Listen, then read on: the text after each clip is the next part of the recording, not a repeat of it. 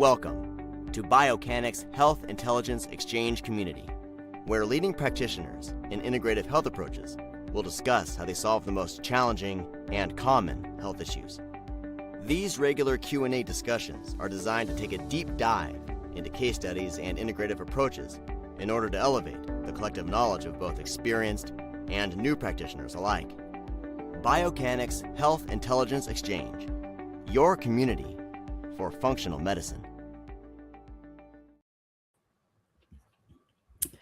Welcome to the Health Intelligence Exchange. I'm Nicole Brewers at Biocanic, and today our guest is Chad Yarbrough from MaxGen Labs. We're going to be discussing genetic testing and how you can use MaxGen Labs genetic testing to help your client gain in-depth insights and make changes that will positively impact their health. Wherever you're watching this, make sure you hit subscribe so that you never miss us live, and feel free to post your questions as we go along in the comments, and then we'll get to those at the end during our Q&A session. And if you're watching this as a replay, still post your comments or questions, and we'll make sure we get those over to Chad and we can get those answered for you as well. Chad Yarbrough specializes in autism, infertility, and optimizing overall health. He used genetics to tailor treatment strategies for his patients. Recognizing a critical gap in the industry, the need for comprehensive, privacy-focused genetic testing, he founded MaxGen Labs to provide high-quality, practitioner-driven genetic insights. In addition to leading MaxGen Labs, Dr. Chad plays an active role in developing cutting-edge nutrigenomic and functional medicine tests. A sought-after speaker, he is committed to educating clinicians on the integration of genetics into patient care, helping them leverage genetic data to improve health outcomes. Chad, welcome to the Health Intelligence Exchange. Let's dive right in. Thank you so much for being here. No problem. Thanks for having me. Definitely. So you have a background as a doctor of chiropractic, and you founded MaxGen Labs really to bring genetic testing into the functional and precision medicine space. So can you just give us a little bit of background and walk us through kind of what led you to create MaxGen Labs and, maybe any of the gaps that you saw and how genetic data was being used in clinical practice? Sure. So I guess I started off in practice as a functional med doc and working in a clinic here in Nashville with some really intelligent nurse practitioners and MDs. We specialized in, autism, infertility, complicated cases. We got most of the complicated cases from around town, and they were using genetics in the practice when I came into it. And of course, being a DC as a chiropractor, we were always about optimizing health as much as we can and in any way that we can. And I was big into blood work, big into nutrition, big into functional med, and just it jived with me. Looking at the genetics to see what this person's tendencies were was just really, really interesting to me. And I learned a lot from them and started researching more. And we found more genes that I wanted to see in patients. I was like, this is really cool. And just started really getting into research. And, I always hated reading research papers, and here I am doing it every day for the last 10 years.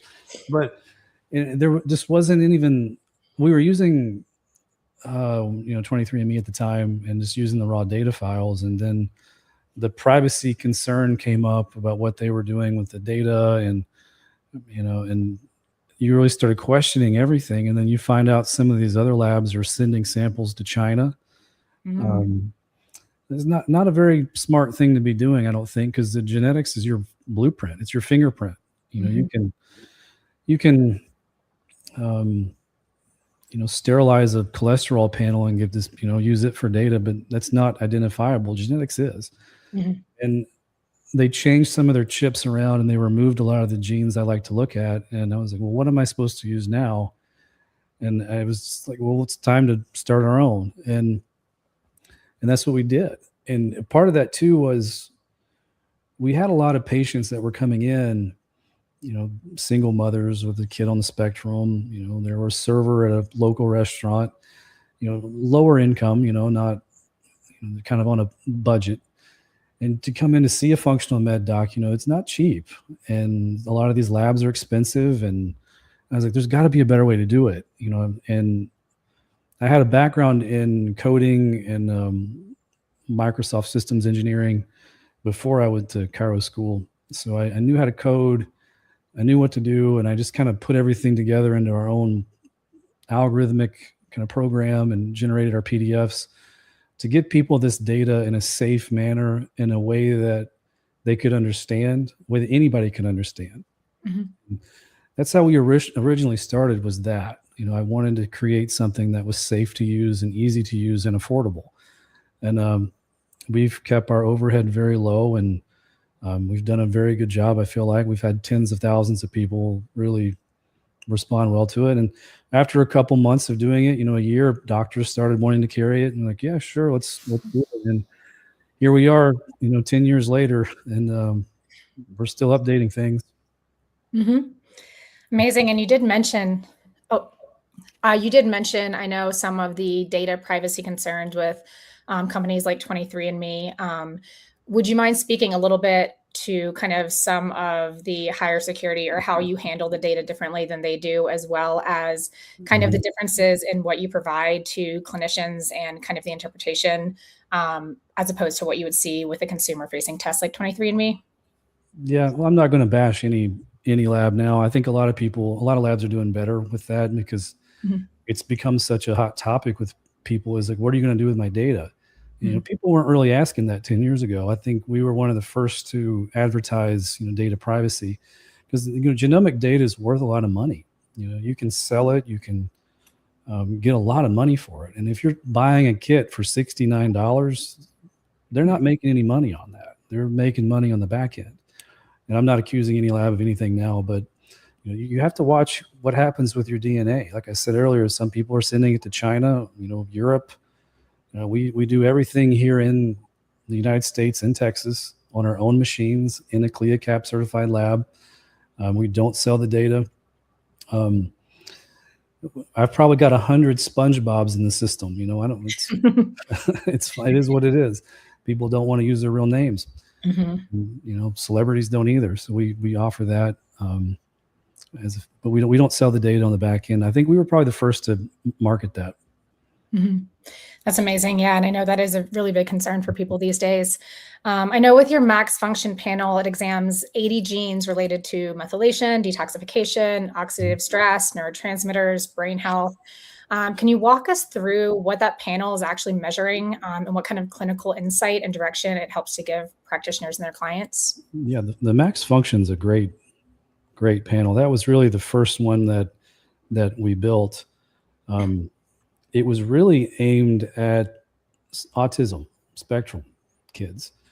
But one thing this doctor told me once was like, once you really can learn how to help these kids, you end up treating everybody that walks in your practice the same way. And it's true. So it's really it's a great panel, and it's laid out very well, from what to do first, second, third, and last, essentially. And we look at all the, oxidative stress genes, B12 genes, folate, methylation genes, not just 6 or 7 of them. We have I think 20 different methylation genes, or methylation associated genes, different detoxification pathways. And then of course the neurotransmitters, MAO A and B, COMT, all of them. And same thing with hormones. We get into the hormones in that panel as well. So we see how people are, breaking down estrogens. If they're creating very reactive estrogens, are they unable to clear those estrogens? Are they producing too much and unable to clear it? Then you got a real problem. That's really the nuts and bolts of that panel. There's some vitamin stuff mixed in there too. It's really a good functional medicine starting point. It really tells you this patient's tendencies of what you need to be on the lookout for, and your next steps, what they should be, what labs you should follow up with. There's just so many things we can do as in functional med and nutrition. It really just narrows it down to, okay, let's focus here, especially symptoms. And I'm not a big fan of people just blindly treating genetics. I don't think that's smart. So I think if someone has, a genetic predisposition to something, and they have a symptom that correlates with it, let's maybe try some stuff. So through our reports, we've built in symptomatology, and we're really going hard on that in our next update that's coming here soon. But I think symptoms and genetics do something. Labs and genetics, it's probably worth doing something. If you get all three, you've nailed it. You know what to do with that patient. So the genetic predisposition's there, their symptomatology matches, and their laboratory follow-ups are matching too. You know exactly what to do with that patient. Exactly. Kind of filling in the missing pieces and hoping to connect the whole puzzle rather than just looking at one kind of piece individually. Yeah. And I think also go ahead. It's starting to do the puzzle in the correct way initially. So right. The puzzle is easier to put together. Absolutely. And I think, that's something that I love about our platform when people are using multiple tests and they are doing the multiple labs, bringing in these tests as well, and then also doing the assessments, being able to see that kind of in one dashboard is also helping enable the practitioner to really put all those pieces together. Yeah. Yeah. And it's cheap too. It's probably one of the cheapest functional med tests on the market. Yeah. I was taking a look at it and I was definitely surprised as compared to others that I've seen out there. The fraction.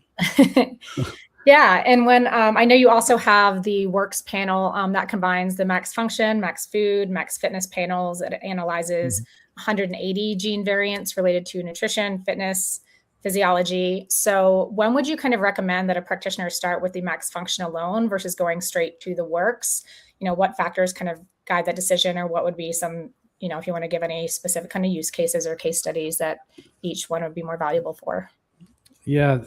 I mean, I think everybody needs at least the function rad. That's huge. The benefits of doing the works is you do get the dietary recommendations. So if you've got somebody with a lot of GI issues or weight gain, they don't have a very good diet, that's when the works is really going to be powerful, is when you really want that dietary part added to it. That's huge. The functional max function is really just the functional med part of it, and then the food is more dietitian and the diet type stuff.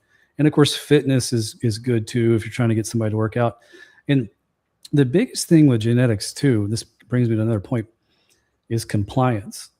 If you're trying to get someone to come off of gluten, something like that, they're eating it all the time and you really suspect they have an issue, do the works panel, because we have 4 or 5 different gluten SNPs for gluten intolerance and gluten and celiac disease, and see if they're there, because then you've got ammunition to get that patient or somebody, maybe we should come off of gluten. You've got these markers. And for some reason, when I was in practice, and I hear this all the time from doctors, that the compliance goes up. You can tell tell somebody, oh, your cholesterol's elevated, your A1C's, 6.7, and they don't really connect with it for some reason. But for some reason, genetics, our clients and patients connect to, and they're more willing to do what it says. And especially when you see the symptoms that go with the variant, when they see, oh my gosh, yeah, I've got 5 of these 6 symptoms and I got this gene. Yeah, let's do this. So the compliance goes up. So really, to answer your question, it's, function at a bare minimum. And if someone's, and the financial part of the thing too is the works is, I think, $100 more. That's a part of it too. But if you really want that dietary piece, that's the biggest bang for your buck with the works, in my opinion. And there's a couple extra SNPs we threw in there, and I think we're going to throw some mold sensitivity stuff into the works here soon too, for no added fee.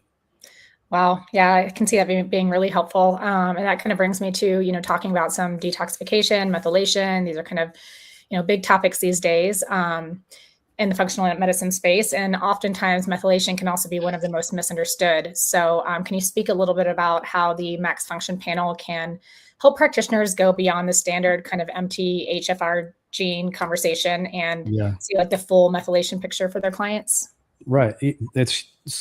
I almost, I've jokingly said, half jokingly said, just checking MTHFR is almost malpractice, because it's like, if you go to LabCorp and you check it, you're going to pay $99 to like $400. That's the cash rate's probably around 100, maybe 150. You can get the max function panel for under $200, which you get both MTHFRs, but then you get 98 other SNPs along with those two. So, way more data using the max function. But and methylation's huge. And, there's a lot of these little methylation tests popping up that check 6 or 7 methylation genes. I saw one the other day that's marketing 13 of them. I mean, there's like 20. And we checked them all. But the thing with methylation, yes, it's huge. It's a massive, massive, important pathway. But it is one of 4 liver detox phases or phase 2 detoxes. That's just one of 4. Then you have phase 1. There's way more to detoxification than just methylation. There's way more to methylation than just MTHFR. You really need to get the full picture, because you don't know, which pathways are fast, which are slow, what are they breaking down? And, they're going to be really sensitive to pesticides. Do we really need to really work on the diet? And I've seen this. I had a patient once who, she had APOE, which is a dementia risk factor too, which is also a $150, $200 genetics test from, your standard labs. So you're looking at $300 already running those 2 really important genes. She came in to see us and she had her awful detox pathways. And I mean, just terrible. And APOE, of course. And it took her 2 hours to fill out my intake form. And I'm like, what is going on? I'm hungry. I'm late to lunch. I'm let's get this. Come on, what's going on? And she comes in, and it was quick to see what was going on. She was a early onset dementia. She was in her 50s. Wow. And had been to Mayo Clinic, had been to Vanderbilt, and they said, just go home and make arrangements. And she came to us kind of like, we're all in. Let's do everything we can. I'm like, all right, let's start with genetics.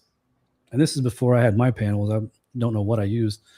It was awful, terrible.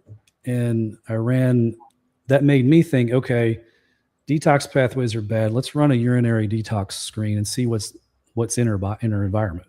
And she tested positive for like every possible toxin that the test checked for. I mean, butadiene, which is in tire rubber. It's on children's playgrounds, that gasoline smell that comes up off of those crumb rubber that smells when the rain hits it. Synthetic track and field tracks. She had that. She had 2,4-D, which was part of Agent Orange that we still use in our lawn weed killers. A bunch of other stuff like that. What is going on? It was so bad. I even called the lab and got on the phone with the lab director and was like, is this okay? I've never had one this bad. And I mean, her genetics are terrible. He's like, no, we get on this bad every now and then. Put her in a sauna, support those pathways, and don't be shocked if she starts sweating out green and red stuff. I'm like, what? Are you kidding me? Like, they're not. Wow. No, we really do. I'm like, okay. And that's what we did. We put her in a sauna. We supported those methylation pathways and some of the other detox pathways. Got with her husband and was like, look, this can't be used in the yard anymore. I don't know where this is coming from. And this is a general idea of where to look. And they cleaned up, the environment. I think he had a bunch of stuff in the garage and got her in the sauna 2 or 3 times a week. And she was calling my office every day and asking, like, why am I seeing you guys? Who is Dr. Yarbrough? Why am I coming in multiple times a day? And after a couple of weeks went by, she stopped calling every day, and it was like maybe once every other day. So we're making note of this. Like, this is a good kind of way of monitoring her progress. And a month goes by, she stops calling. She's still coming in sauna, laughing with us. She's remembering us. And I think 2 or 3 months goes by, and she leaves a message on our voicemail. Hey, thank you. I think I'm good now.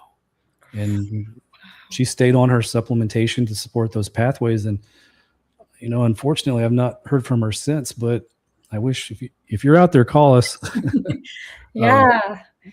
Wow, what a great story. And I think that also speaks so much to where you can do the toxin test and you can see, okay, here's its present, but where is it getting caught up? This is where you can see what parts do we really need to address, which of these detoxification pathways and phases do we really need to support? It sounds like that's where you can get some of that additional insight to help, stay strong and actually get real results. Right. And it also, if someone has these genes, which you're going to find something, it brings that conversation up with the client, hey, are you around this stuff? You should live a little cleaner. It just brings the conversation to light too. Food additives, things like that. Definitely. So important.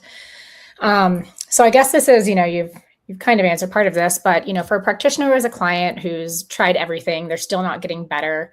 Where does genetic testing kind of fit into that clinical picture? Is there any kind of, it sounds like that was one kind of case study or example that you've seen that work in, but are there specific patterns or specific, I guess, subgroups or people that you really see this making a huge difference in and really giving that specific insight for? That's the beauty in it. You never know what you're going to find. Mm-hmm. You truly don't. An example would be some of the histamine genes. Histamine is such a huge thing, and it's prioritized in our report in the foundational section in the beginning. It is such an important thing that is so overlooked and so misunderstood and treated incorrectly. And there's 2 or 3 genes that really affect our ability to get rid of histamine, like the DAO enzyme. We'll talk about it for a quick second. This is in the max function, so you get it along with, MTHFR and the methylation genes. We check 3 or 4 different DAO variants. If people have variants in this, they cannot break down dietary histamines. So fermented food is high in histamines. Mm-hmm. So if you have a patient with GI issues, we normally, as functional med docs or nutritionists, tell them you should increase fermented foods to increase the gut microbiome diversity, because the fermented foods do that. They have a ton of probiotics and bacteria. But you're throwing gasoline on a fire if someone has these gene variants. You have to go a completely different route. And the adrenal, a lot of people, they really start getting into the adrenal fatigue thing. Oh, your adrenals, everything's adrenals, your adrenals.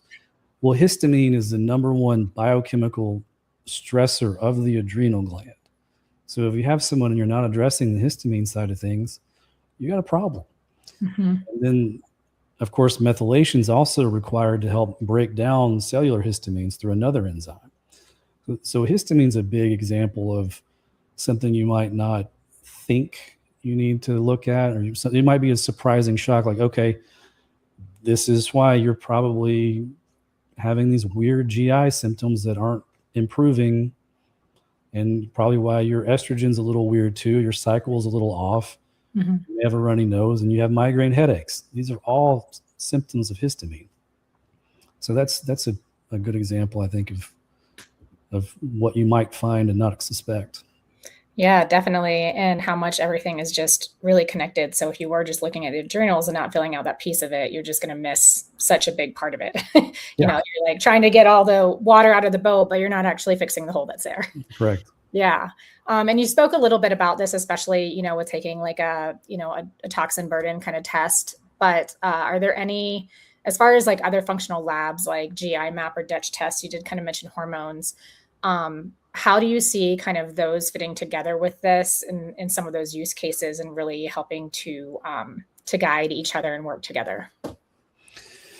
So I think ideally, and we have a lot of practitioners who do that, do this, they'll actually send the genetics test to the client before they come in. So I think the most powerful thing is to do an intake with the client with their genetic tendencies right there in front of you. So you know kind of what questions to also ask and where to dig deeper on. I think it improves your intake so much having that data, but a lot of people don't. They'll run it when they come in on day one. But having the genetics can really point you into where we need to go. If they've got a bunch of weird hormone genes, let's do a Dutch test. They got these weird detox genes, let's do the environmental test. And these may have been, and same thing with the gut. You've got some FUT2, some weird microbiome type genetics. Let's go look there too. So you never really know what's going on. I mean, there's even genes about people that influence thyroid T4 to T3 conversion. So we definitely need to check the T3s on these clients too. B12 absorption. There's some genes that'll artificially inflate your B12 levels, and you're going to miss those patients on a normal B12 panel. So you're going to have to go in and modify it or add additional, B12 markers like MMA, or hopefully we have activated B12 here soon in the United States. But it really can help guide you on follow-up testing. Mhm. Even with the folate cellular receptors, you see those, oh, let's do an RBC folate. Definitely need to look what's going on inside the cell and not necessarily what's in the serum. So it can really, really change your clinical decision-making as to what follow-up testing you want to do. Yeah, absolutely. Sounds like it's a good first step to start there. And then that can kind of guide where you need to go next and where you need to look. And then that together gives a much more complete picture, along with, even what assessment possibly to do from there, what questions to ask. And you kind of touched on this as far as, depending on what you find, letting that guide your test, but it sounds like also letting that guide some of the supplementation recommendations, because depending on what you find, it sounds like some supplements are going to work, some are not. Are there any maybe specifics that you can speak to in the supplementation round? Oh, wow. Yeah, there's tons. We don't have to go through all of them, but maybe some of the bigger ones that you see kind of regularly, or I'm sure that some of us are familiar with some of those, but we've actually just completed a literature review on this very thing, and we're going to start reporting that out here very quickly of what to avoid. But there's all kinds of them. If someone has a very slow COMT and they've got anxiety, and they really don't need to be on quercetin, things like that. Of course, the COMT as well, you don't want to push them very hard with methylfolate. They may end up in a bad situation. I just had this happen yesterday to someone that called me, and doctor had put them on a really high dose of methylfolate and methyl B12, and they were just tingling. She's like, I feel like I've done some weird drugs. I'm wired. I'm not happy. I'm like, yeah, that's why you don't blindly just throw these nutrients at people. And it's easy to think, oh, it's just folate, or it's just an herb or a nutrient. Some of these things are very, very powerful. And I like to lecture on that when I'm speaking with, traditional, practitioners. Like, these things work, and they can work a little too good sometimes. So there's definitely some things you need to watch. Yeah, definitely. Just another reason why it's a good first step to start here before you do start saying, oh, well, just this blood test, showed low B12, or this blood test showed this, to really understand if there's anything else influencing that, or how they might react to what you're recommending. Right. So where do you see, where's genetic testing in functional medicine kind of headed to the next 3 to 5 years?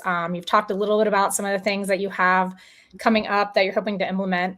So what are you kind of most excited about that's coming up for you all? How are you kind of evolving to meet this, evolving space? You ready to sign an NDA? Anything that you're willing to share. The world it's on fire right now with all kinds of stuff, what's going on in the industry.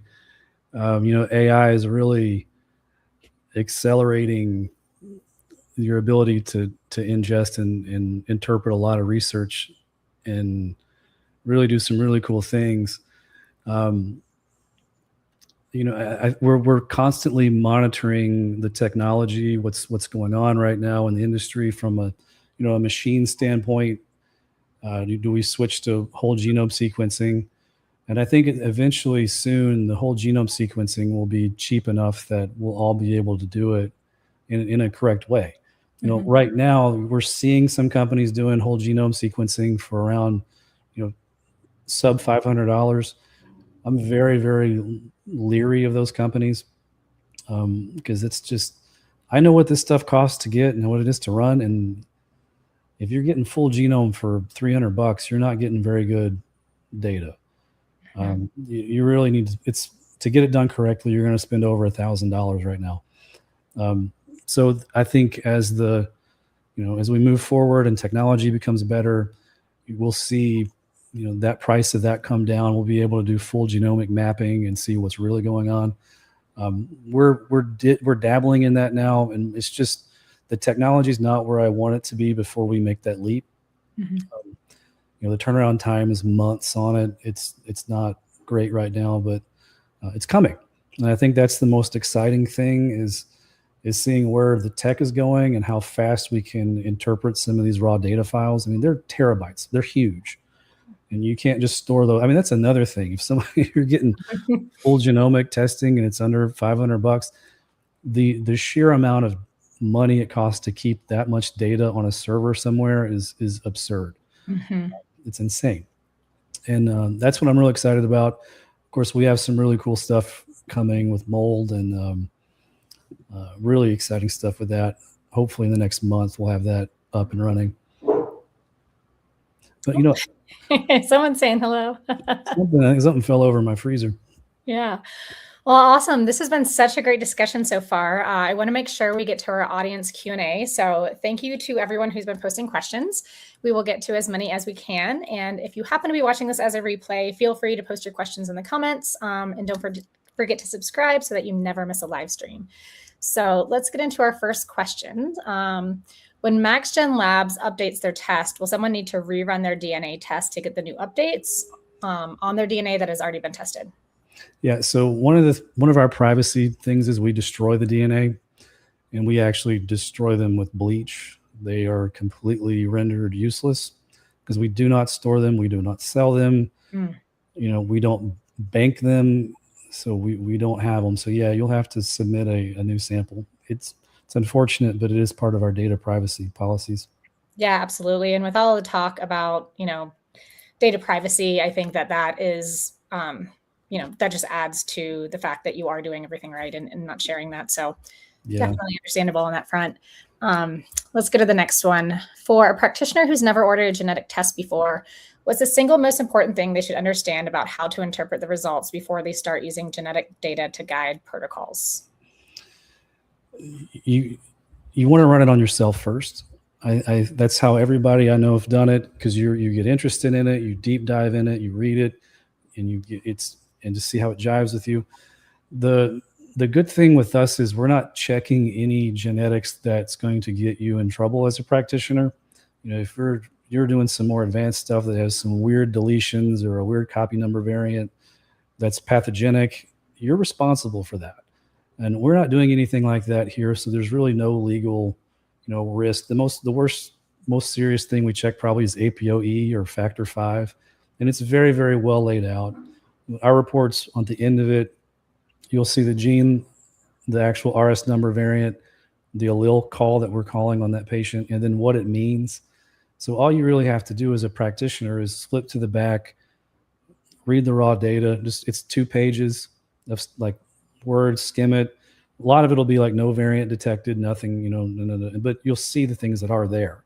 It's actually, it's not as scary as you think it is. There's a lot of data there, but when you stop and just look at it and read it, it's not that bad. And we've really tried to organize the report in order of what to do first, second, third, and last. You know, a lot of the foundational stuff is in the front, where we're cleaning up the diet, cleaning up the environment, you know, talking about food additives, talking about fatty acids like fish oils and things like that if they need them. I need a higher dose of them. Histamines there, a lot of the foundational stuff. So as a practitioner, you can start there and learn that section really well and implement that on, you know, some people do visit 1, the foundation section, visit 2 is the core section, visit 3 is the advanced section. You know, in the core section, we're getting more detailed. We're doing more a proactive approach where we're giving B12. We're going to try to give folate. We're going to try to do, you know, phosphatidylcholine or something like that. And we, you know, as a practitioner, you do get 2 or 3 consults with us on reports to kind of help you navigate it and learn it. But it can be very intimidating, but I encourage you to take your time with it. And it's really not that intimidating when you sit down and look at it. Yeah, and I think you all do a really good job with the reporting. I was looking through, and it's not, you know, you're not just getting this list of, hey, here's all your variants, here's what it looks like, good luck. You know, it's like, hey, here's what this actually means for this person, and here are the steps that you can do. Yeah. And so even though it sounds a little bit intimidating, I think you all do a really good job with your reports as far as helping to guide the practitioner and where they need to go from there. Thank you. Yeah. So let's see what else we have on here.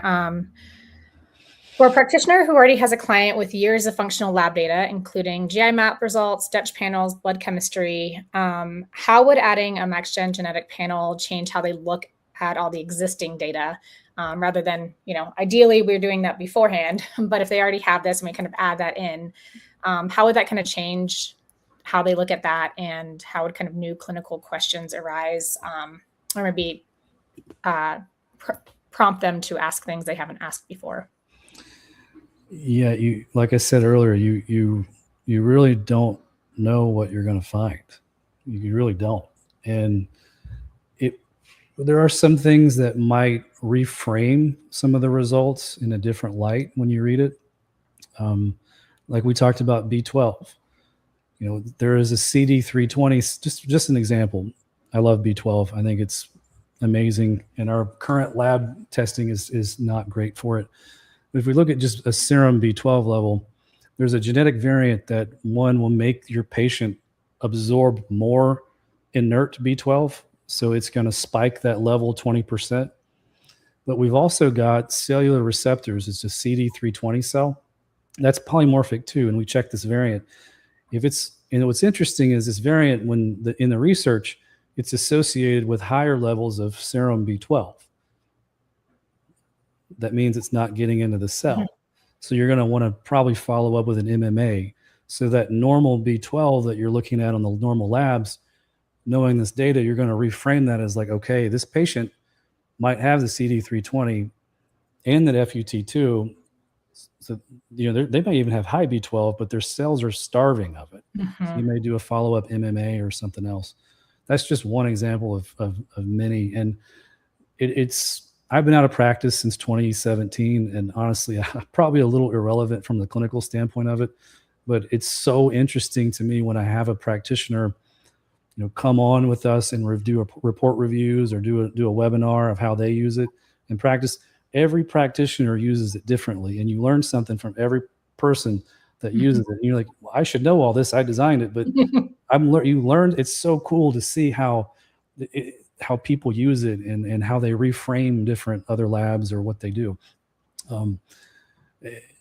So it's kind of hard to answer that question, but it is definitely a possibility that it might reframe it in a different light.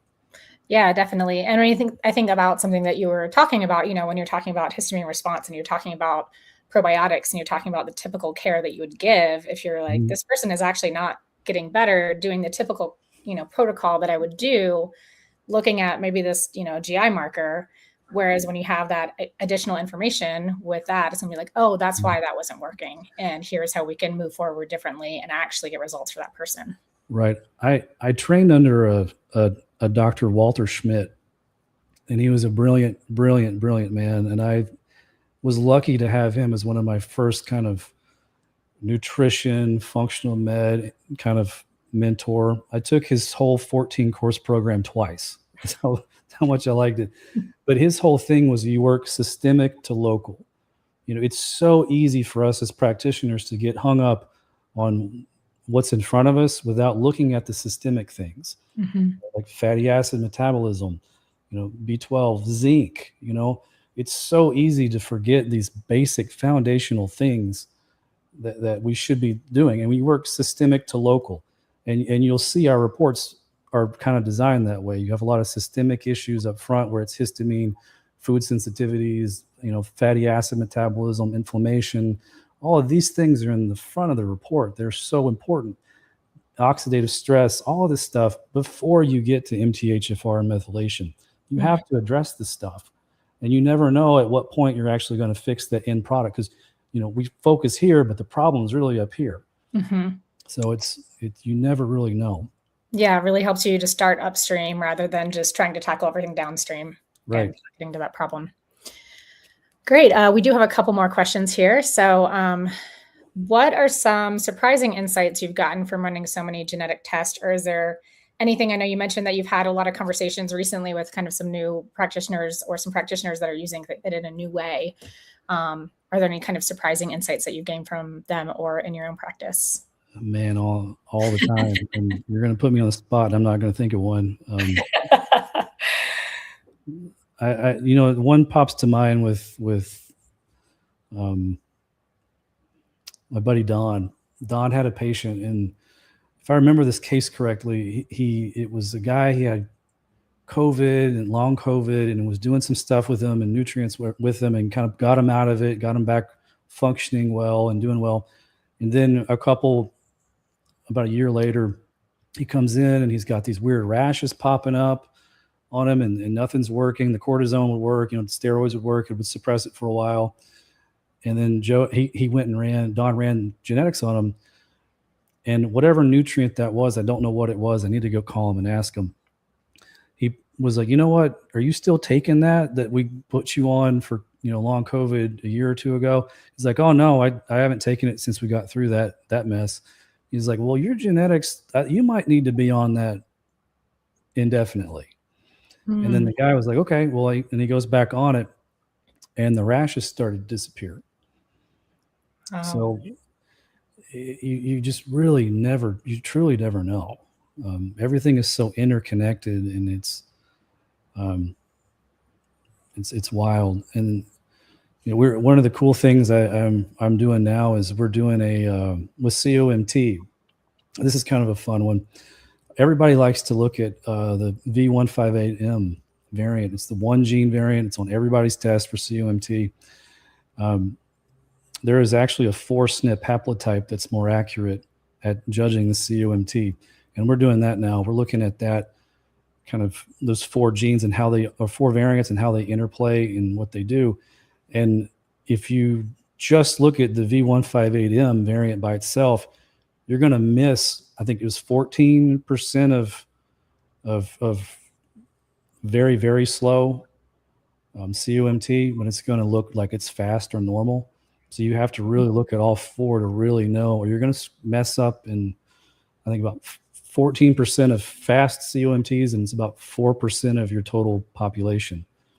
So it's, looking at these haplotypes and these gene interactions and the RS number interactions, I think is where we're moving and where we're at. And that's kind of blowing my mind a little bit there.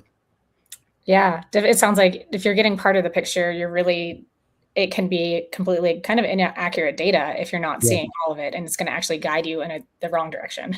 Yep. Yeah. Great. So let's see what else we have here. Have you used any AI to help with interpreting the genetics testing results? Yes. Let's talk about that. Yeah. Don't do it. Don't do it. Yes. I have every top tier corporate account on every, frontier model right now. Claude, Chad GPT, Gemini. I have everything. I even have a $20,000 AI server here in the basement that we can do local inferencing. We run our own model. Mm-hmm.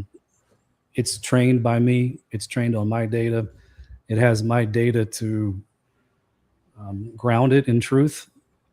But I don't think AI is where it needs to be right now to do this. I have people all the time that'll take our report, upload it to Chat GPT. They'll take their 23andMe raw data, upload it to Chat GPT, and analyze this. You can't do that. It's these models have a context window. They can only handle so much data at a time, and they're better now. They really are. But the more data you feed to it, the more likelihood you're going to get what's called a hallucination. And that means it just says the wrong word. So you can upload my report, and my report will say clear as day, this is a very slow COMT patient. But the AI will extract it and say it's fast. So then it'll give recommendations for a fast. And then you're in that situation where you're stimulating someone too much and they do something terrible. And it's really becoming a pain to me because we're getting a lot of complaints because you're conflicting with my 23andMe raw data in 9 places. And I'm like, have to take time out of my day, sit here and go through the report, the raw data, and I'm looking at it. I'm like, it's the same. I don't know. And I'm looking at it, and they're using really long words, and they're really, very intelligent. And you're like, okay, this guy sounds like he knows what he's talking about, and I'm like, wait, are you using AI for this? And it comes back, yeah, my AI assistant did it. I'm like, well, your AI assistant's wrong. Like it's the exact same. Look at the raw data; it matches. So AI is extremely valuable, but I don't think right now it's valuable at uploading a report or a raw data file and interpret this for me. It's not going to do it well. And I mean, you can sit here and ask it, can you check this for hallucinations? And then it's going to go through and then show you 20 or 30 different hallucinated. It's not good. And I think there's even some people who are trying to use AI to create interpretation software, use it to create little Facebook infographics, and they're flat wrong. And I'm seeing it daily, and I'm scared that people are using these AI tools to create these interpretation websites, interpretation sites, and it's grounded in false data because all the grounding data came from AI. Yeah, it's like this cycle, this loop that kind of feeds, where it's created with AI, and then the AI is reading that and then regurgitating back into the new interpretations, and so it kind of gets stuck in that muddy water. And when we talk a lot about AI, we always say it's as good as like the information it's getting. And it's like, if it's not, if you're testing for 4 different markers on something and it's used to looking at one and making the interpretation based on that, because that's where most of the documentation is, then it's going to give those wrong interpretations. And it sounds like with all of the different markers and the different things that you all are testing, it's never going to be as complete for all of those markers as, what to be true when somebody is showing, certain markers in certain places. Yeah. But eventually it will be. We are just nowhere near it right now. And I mean, I'm on the top frontier models. Claude 4.8 just dropped today. I mean, it's still doing it. So you can't do it. Yeah, absolutely. Let's see if we do have time for a couple more questions. Well, to piggyback on that, are you looking to release your own AI for practitioners? I think the answer is definitely not yet. I will say that my local AI is pretty good. I've been working on it since October, and honestly, it's fun. I have enjoyed so much playing with this thing, and we've spent so much money into it. And I think we've figured out how to do it. It's just, and you have to remember too, if you are using AI and you upload a patient data file to that, you're just broke HIPAA. You got to have a BAA signed, and to have a BAA signed with a frontier model, you're going to be paying thousands and thousands of dollars a month, if tens of thousands. Everything, you have to do things so strict for HIPAA, and the data privacy is such a massive thing. That's why we have our local model. We can kind of use it for some things, because you never know, Claude code will jump into something that's not supposed to be in, and then you got a HIPAA breach. So make sure you're not doing that in your office. But yeah, we're working on it. What's it's allowing us to do is, I'm trying not to say too much because I know my competitors are watching, but it's allowing us to build out much better algorithms. But the AI, we've got it down to about 98% accurate. So we're almost there on our end.